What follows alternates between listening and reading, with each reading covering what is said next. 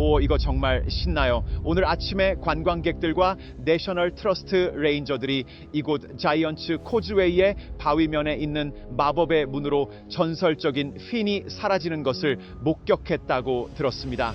북아일랜드의 해안가, 자연적으로 형성되었다기보다 마치 정교하게 설계된 듯한 기하학적인 돌기둥들이 대지 위로 솟아올라 있습니다. 이곳은 자이언트 코즈웨이입니다. 오랫동안 연구되고 설명되어 온 이 지형은 최근까지도 그 표면 아래에 어떤 비밀도 숨겨져 있지 않다고 여겨져 왔습니다. 그러던 어느 날 저녁, 그 확신이 깨졌습니다. 한 드론 조종사가 도저히 불가능해 보이는 광경을 포착했습니다. 수십 년간의 지질 조사에서 거대한 암석 덩어리임이 확인되었던 절벽면에서 약 20톤에 달하는 현무암판이 밖으로 밀려 나오기 시작한 것입니다. 그 움직임은 부드럽고 절제되어 있었으며 마치 기계 장치가 작동하는 듯 했습니다. 정확히 11초 동안 거대한 바위는 문처럼 열리며 그 뒤편에 칠흑 같은 어둠을 드러냈습니다. 그리고 다시 완벽하게 닫혔습니다. 틈새도 흔적도 남지 않았습니다. 마치 아무 일도 없었다는 듯이 말입니다. 이후 목격자들은 더욱 기이한 이야기를 전했습니다. 관광객들과 공원 관리인들은 한 형체가 바로 그 바위 속으로 사라지는 것을 보았다고 증언했으며 이는 이 장소와 관련된 오래된 전설을 다시금 떠올리게 했습니다. 한때 민간 설화로만 치부되던 이야기들이 카메라에 포착된 새로운 기록과 맞물리기 시작했습니다. 다음 날 아침, 고고학자들이 지표 투과 레이더를 투입하자 화면에 나타난 형상은 모든 것을 멈춰 세웠습니다. 수석 연구원은 아무 말도 하지 않았습니다. 장비를 조정하지도 않았습니다. 그저 응시할 뿐이었습니다. 단단한 화산암이어야 할 내부에서 스캔 결과가 전혀 다른 무언가를 시사했기 때문입니다. 이는 결국 연구 작업이 조용히 중단되고 그 결과가 은폐되는 상황으로 이어졌습니다. 이 모든 일의 중심에는 과학자가 아닌 더블린 출신의 34세 전기 기술자 키어런 도일이라는 남자가 있었습니다. 그는 단순히 해안 풍경을 촬영하기 위해 북쪽으로 차를 몰았습니다. 드론을 띄워 절벽을 찍고 영상을 올리는 것은 일상적인 일이었으며 그는 이미 수십 번도 넘게 해온 일이었습니다. 그날 저녁도 평소와 다를 바 없었으나 곧 모든 것이 달라졌습니다. 나중에 영상을 확인하던 그는 움직임을 포착했습니다. 붕괴도 침식도 아닌 움직임이었습니다. 석판 하나가 밖으로 밀려 나오고 그 뒤편으로는 그림자가 일렁였습니다. 그는 영상을 몇 번이고 다시 돌려보며 처음에는 단순한 화면 오류라고 확신했습니다. 하지만 움직임은 확실했습니다. 정교했고 실제했습니다. 그는 영상을 올렸습니다. 이튿날 아침 영상은 빠르게 퍼져나갔습니다. 과학자, 언론인 그리고 연구자들 모두가 똑같은 질문을 던졌습니다. 과연 이것이 사실일까? 그들 중에는 이 지역의 현무암 지형을 15년 넘게 연구해 온 선임 지질학자 사라 브레넌 박사도 있었습니다. 그녀는 화제가 되는 영상을 쫓는 성향이 아니었지만 이번만큼은 달랐습니다. 그녀는 영상을 2번 보았습니다. 그리고 또다시 보았습니다. 결국 그녀는 전화를 걸었습니다. 그 영상이 이제껏 본 적 없는 수준으로 정교하게 조작된 것이 아니라면 지질학적 상식을 완전히 뒤엎는 무언가가 나타난 것이 분명했습니다. 다음 날 그녀는 곧장 현장으로 향했습니다. 사실 과학적인 관점에서 자이언트 코즈웨이는 그리 수수께끼 같은 곳이 아닙니다. 약 6천만 년 전 분출된 용암이 급격히 식으면서 약 4만 개의 현무암 기둥이 서로 맞물린 채 형성된 지형입니다. 정교한 육각형 모양은 마치 인공물처럼 보이지만 사실 냉각 수축 과정에서 나타나는 자연스러운 결과입니다. 수십 년간 이어진 조사에서도 이 절벽은 내부가 빈틈없이 꽉 찬 상태임이 반복해서 확인되었습니다. 숨겨진 방이나 공동은커녕 밀도 높은 화산암 외에는 아무것도 없었습니다. 적어도 그 스캔 결과가 나오기 전까지는 말입니다. 브레넌이 레이더를 가동하자 현무암층 내부에 비어있는 공간이 존재한다는 데이터가 포착되었습니다.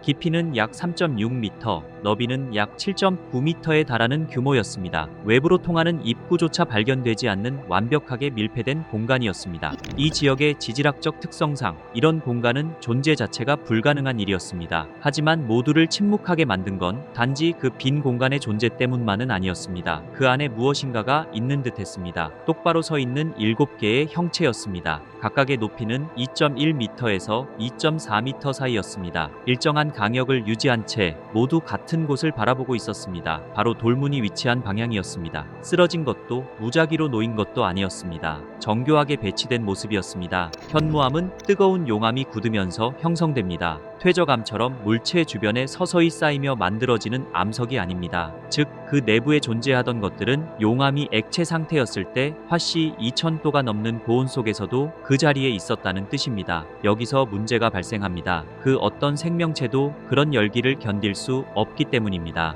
인공물 역시 그런 기간 동안 그런 조건에서 버텨낼 수 있으리라 예상되지 않습니다. 하지만 스캔 결과는 전혀 다른 사실을 시사하고 있었습니다. 두 번째 전문가인 이언 갤러거 박사가 고해상도 영상 장비를 지니고 도착했습니다. 박사의 스캔은 형상을 더욱 정밀하게 구현했습니다. 형체들은 내부가 꽉 찬 덩어리가 아니었습니다. 얇은 외벽으로 둘러싸인 마치 케이싱이나 포드처럼 속이 텅 빈 형태였습니다. 속은 비어 있었습니다. 어쩌면 한때 누군가가 그 안에 있었을지도 모릅니다. 재질 또한 식별할 수 없었습니다. 이미 알려진 암석이나 금속 혹은 유기물 그 어디에도 해당하지 않았습니다. 더욱 결정적인 사실은 극한의 열기와 압력 속에서도 구조적인 손상이 전혀 없었다는 점입니다. 그리고 48시간 이내에 상황은 완전히 달라졌습니다. 정부 기관들이 개입했습니다. 공식 성명은 드론 영상을 조명 착시로 일축했습니다.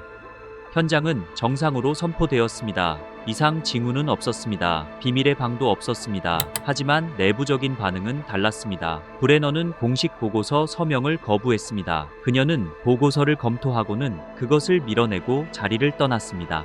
며칠 뒤 그녀는 짧은 사직서를 제출했습니다. 그녀의 마지막 문장은 이랬습니다. 저는 충분히 보았습니다. 현장 주변에 차단벽이 세워졌습니다. 일반인의 접근은 통제되었습니다. 해안 침식 때문이라는 설명은 기술적으로는 그럴듯했지만 관계자들은 그것이 진짜 이유가 아님을 알고 있었습니다. 데이터가 계속 변하고 있었기 때문입니다. 브레넌이 후속 스캔을 위해 돌아왔을 때 비밀의 방은 여전히 그곳에 있었습니다. 그런데 7개의 형상 중 하나가 사라져 있었습니다. 외부에서의 어떤 움직임도 기록되지 않았습니다. 도일이 설치한 카메라에는 바위가 열리거나 진동이 발생하거나 어떤 소동이 일어난 흔적도 없었습니다.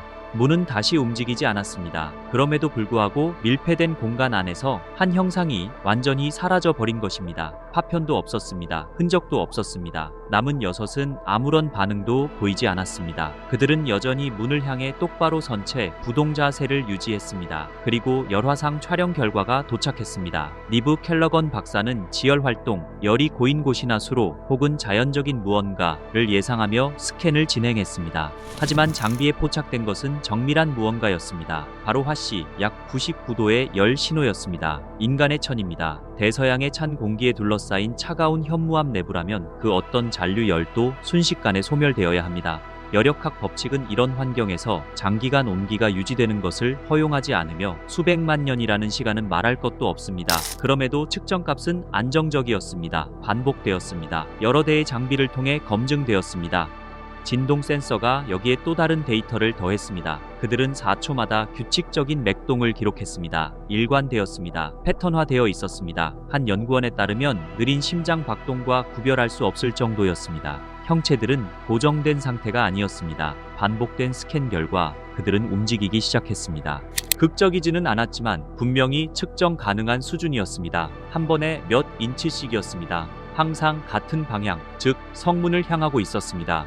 중첩된 데이터는 명확한 궤적을 보여주었습니다. 대형은 깨졌고 형체들은 한데 뭉쳤습니다. 그리고 그들은 움직이고 있었습니다. 천천히 아주 의도적으로 출구를 향해 말입니다. 진실을 세상에 밝히려는 시도가 있었습니다. 브레너는 열 감지 기록, 진동 패턴, 위치 변화 등의 데이터를 정리해 공식 논문을 제출했습니다. 하지만 결과는 거절이었습니다. 공식적으로는 연구 방법론에 결함이 있다는 이유였습니다. 비공식적으로는 다른 이유, 바로 그 파장 때문이었습니다. 만약 이 발견이 사실로 확인된다면 지구 생명체의 기원과 역사에 관한 근본적인 전제들을 뒤흔들어야 했기 때문입니다. 얼마 지나지 않아 모든 모니터링 장비가 철거되었습니다. 연구원들에게는 함구령이 내려졌고 현장은 봉쇄된 차에 남겨졌습니다. 그러나 모든 흔적을 지울 수는 없었습니다. 도일은 여전히 당시의 원본 영상을 보관하고 있었고 연구원들 역시 데이터 복사본을 챙겨두었습니다. 폐쇄 직전 수행된 마지막 스캔 결과 남아있던 6개의 형체는 여전히 움직이며 열을 내뿜고 고동치고 있었습니다. 그리고 문에 가장 가까이 있던 존재는 어느덧 문에서 불과 몇 걸음 앞까지 다가와 있었습니다. 이제 핵심 질문이 바뀌었습니다. 안에 무엇이 있는가가 아니라 무엇이 밖으로 나갔는가 하는 점입니다. 원래 그곳에는 7이 있었습니다. 하지만 이제는 6분입니다. 하나가 사라진 것입니다. 문을 열지도 바위를 부수지도 않았으며 그 어떤 물리적인 통과 흔적도 남기지 않은 채 말입니다. 이로 인해 지극히 희박한 몇 가지 가능성만이 남았지만 그 어느 것도 받아들이기 편한 것은 아니었습니다. 알려지지 않은 경로를 통한 이동, 발견되지 않은 지하망, 혹은 아직 이해되지 않은 메커니즘 뿐이었습니다. 그 의문의 공간 위로 매년 100만 명이 넘는 방문객들이 발을 내디딥니다. 이곳은 여전히 유럽에서 가장 많은 이들이 찾는 자연 명소 중 하나입니다. 사람들에게 이곳은 지질학적 경이일 뿐입니다. 수백만 년 전 화산 활동이 빚어낸 장소 말입니다. 은폐된 기록에 따르면 그 아래에는 여전히 또 다른 무언가가 움직이고 있을지도 모릅니다. 인류의 그 어떤 역사보다도 훨씬 오래전부터 그 자리를 지켜온 존재입니다. 그리고 만약 지금의 흐름이 계속된다면 그것은 이미 한 번 열렸던 바로 그 문을 향해 다시금 움직이게 될 것입니다.